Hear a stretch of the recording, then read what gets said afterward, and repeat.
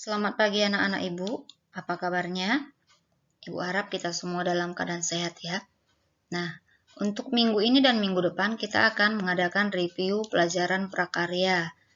Nah, jadi sebelum kita mulai belajar, Ibu minta catatan kamu siapkan dan kemudian buka kembali catatan kamu dari pelajaran yang sudah kita pelajari sebelumnya. Ya, sudah siap? Oke, baiklah kita mulai ya. Pertama kita belajar dari aspek yang pertama yaitu aspek kerajinan. Kemarin kita sudah belajar mengenai aspek kerajinan bahan keras. Nah, untuk kerajinan bahan keras itu adalah bahan yang bersifat keras, kemudian sulit untuk dibentuk. Prinsip kerajinan bahan keras itu ada 3, yaitu keunikan bahan kerajinan, keragaman muatan nilai, ini nilai ya nak, nilai dalam kerajinan, kemudian aspek rancangan dalam produk kerajinan. Sementara untuk faktor-faktor permasalahan objektif yang diperlukan sebelum rancangan pembuatan produksi suatu kerajinan, yaitu ada faktor teknis.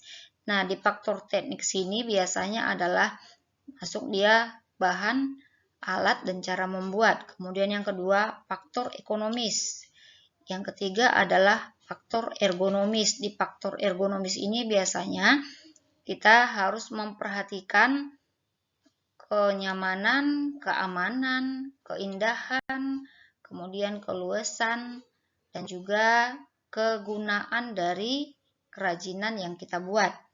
Yang keempat itu adalah faktor sains dan teknologi, di mana ketika kita membuat kerajinan, kita harus mengikuti perkembangan zaman, atau bahasa yang sering kita gunakan itu adalah berinovasi dan berkreatif ya. Kemudian jenis-jenis bahan keras itu sendiri ada 2 secara umum, yaitu bahan keras alami. Ini bahan yang diperoleh dari alam yang berada di lingkungan sekitar kita, yang kondisi fisiknya keras seperti kayu, bambu, batu, rotan, dan sebagainya. Kemudian yang kedua, bahan keras buatan. Bahan-bahan yang diolah menjadi bahan keras sehingga dapat digunakan untuk membuat barang-barang seperti logam, batu, fiberglass, dan lain-lain.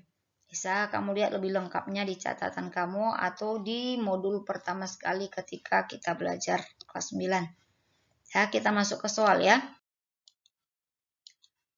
Nomor 1. Bahan kayu dapat diolah menjadi berbagai produk kerajinan.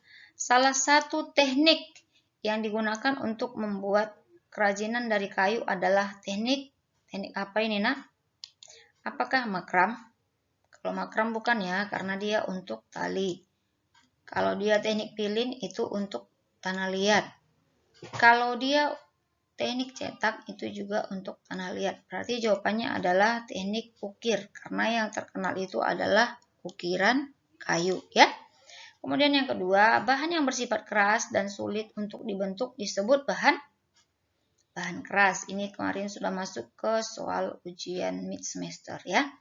Kemudian bahan yang diperoleh dari alam yang berada di lingkungan sekitar kita, yang kondisi fisiknya keras, contohnya adalah apa ini? Kayu ya, kayu ya. Minggu depan masih ada beberapa soal lagi dari sini ya. Jadi untuk minggu ini Ibu bahas dulu soal-soal dari formatif 1 kamu kemarin. Kita lanjut ya.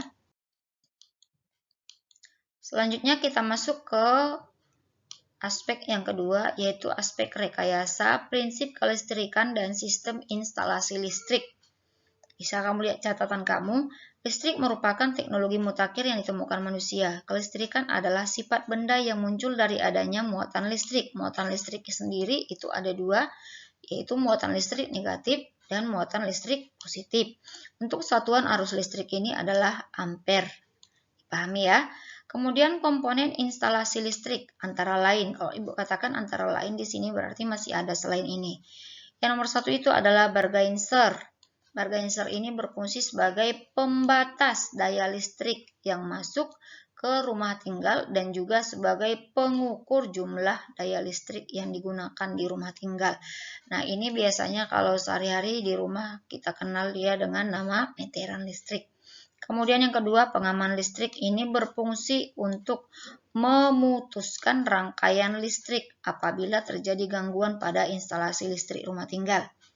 Yang ketiga adalah saklar. Saklar ini berfungsi untuk menyambung atau memutuskan aliran listrik pada suatu penghantar. Diingat ya nak, menyambung atau memutuskan, itu saklar ya.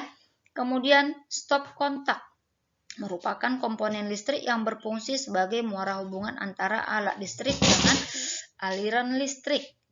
Nah, stop kontak ini biasanya kamu pakai ketika kamu akan menghidupkan benda-benda di rumah kamu. Kemudian steker berupa dua buah colokan berbahan logam berfungsi untuk menghubungkan alat listrik dengan aliran listrik, ditancapkan pada kanal stop kontak sehingga alat listrik tersebut dapat digunakan. Jadi kalau tidak ada steker maka alat listrik kamu itu tidak dapat kamu gunakan ya. Kemudian kabel listrik merupakan komponen listrik yang berfungsi untuk menghantarkan energi listrik ke sumber-sumber beban listrik atau alat-alat listrik yang lain. Ya. Itu dia untuk komponen-komponen listrik. Ya, kita masuk ke soal ya. Perhatikan soalnya. Nomor 1. Satuan arus listrik adalah apa tadi? Ampere ya. Ampere. Jangan lagi ada yang menjawab kilometer. Ini kemarin banyak yang salah ini. Kemudian pembatas daya listrik yang masuk ke rumah tinggal dan juga sebagai pengukur. Jadi ini kamu garis bawahi nak. Pembatas dan pengukur. Jumlah daya listrik di rumah tinggal itu adalah Bergeinser ya, Bergeinser atau meteran listrik. Kemudian untuk menyambung atau memutuskan aliran listrik pada suatu penghantar. Apa tadi? Menyambung atau memutuskan? Iya, saklar. Ini yang kamu pakai untuk menyambung dan memutuskan aliran listrik. Kemudian, saklar yang hanya mempunyai satu buah kanal input yang terhubung dengan sumber listrik, serta kanal output yang terhubung dengan beban listrik. Yang digunakan adalah saklar. Jadi hanya satu, ini di garis bawahi. Hanya satu, berarti dia hanya satu. Maka dia adalah saklar tunggal. Ya, dia adalah saklar tunggal. Ya, paham ya nak sampai di sini? Oke. Itu saja untuk hari ini, kita lanjutkan minggu depan. Yang hari ini kita bahas, silakan kamu catat dan dipahami. Jangan sampai nanti ketika ujian kamu tetap salah untuk menjawabnya. Udah? Selamat belajar, terima kasih. Salam sehat untuk anak-anak ibu, Tuhan memberkati.